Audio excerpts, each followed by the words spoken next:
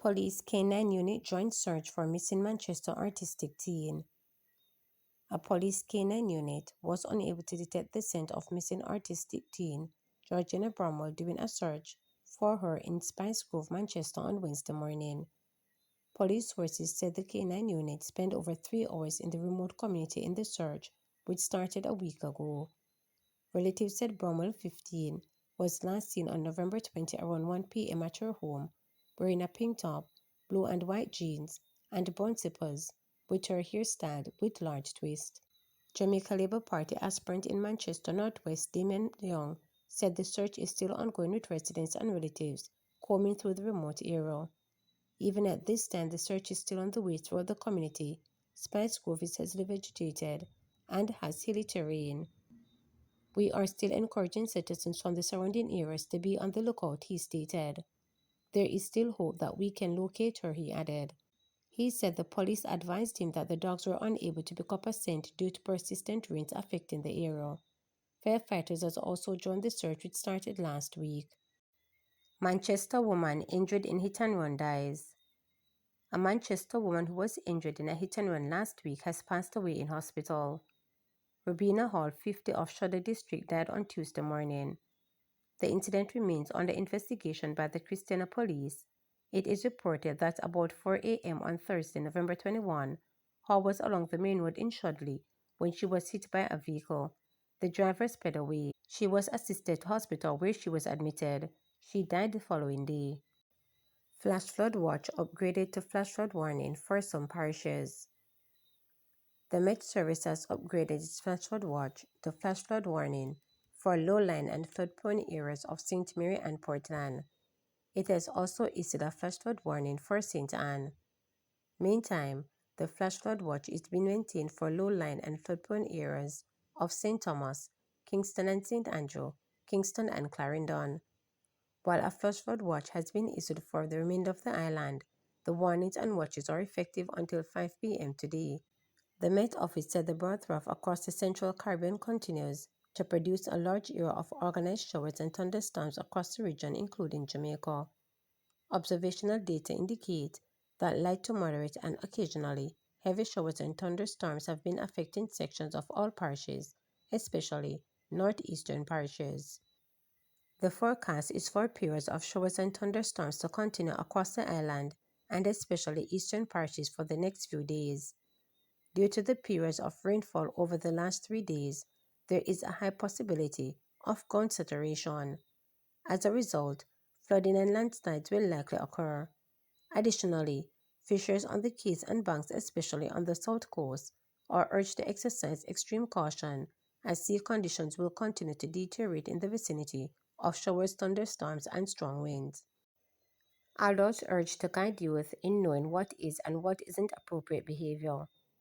Adult citizens are being urged to engage more with the youth and guide them as to what is and isn't appropriate behavior.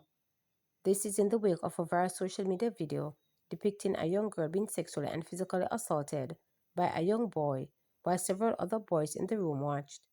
The boys have been arrested and charged while the girl is being counseled. Speaking in Parliament, Gender Minister Olivia Bobbsey-Grange said such behavior is of great concern.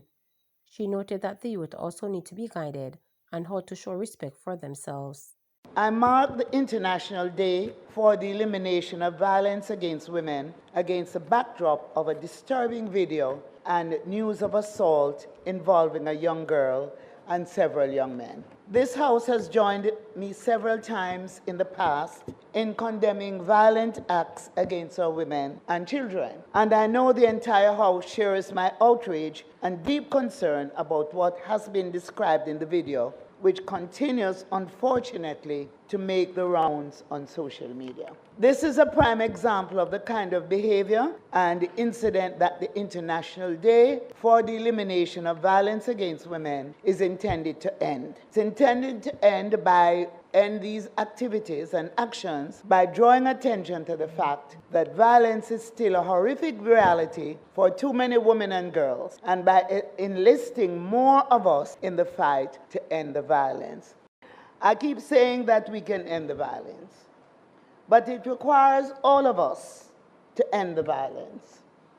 I encourage us to use this commemoration of the International Day for the Elimination of Violence Against Women as an occasion for us to engage with the young people in our care, in our homes, in our schools, in our churches, in our clubs, wherever they may be, about what is appropriate behavior and how to show respect for themselves and others.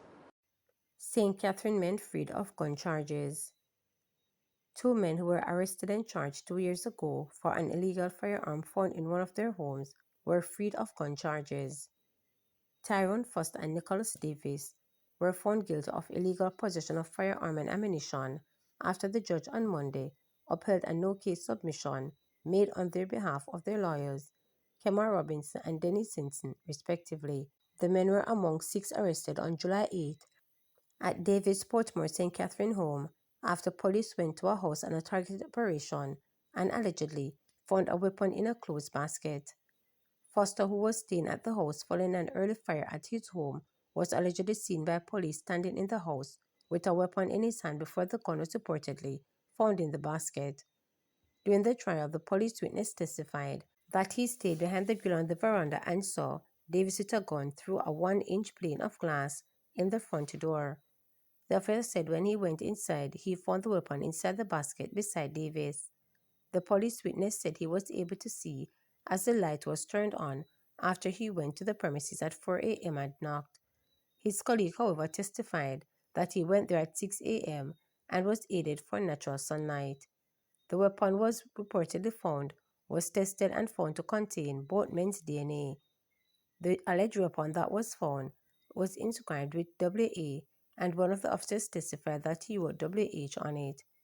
The trial also found at the scene of crime officer that he was called to process a gun found in Old Harbor, and further that the officer's submission 19 rounds of the lab, even though the gun had a 17-round capacity magazine. Additionally, the gun that was exhibited was full black, but the officer testified that the weapon he found was black and chrome. During her submission, Hinton questioned the officer, who had taken all 6 DNAs, about the method used.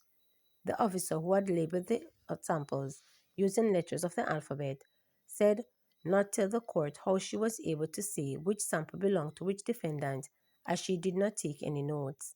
She also could not explain why the DNA samples were taken to the laboratory 1 month later and under what conditions they were stored.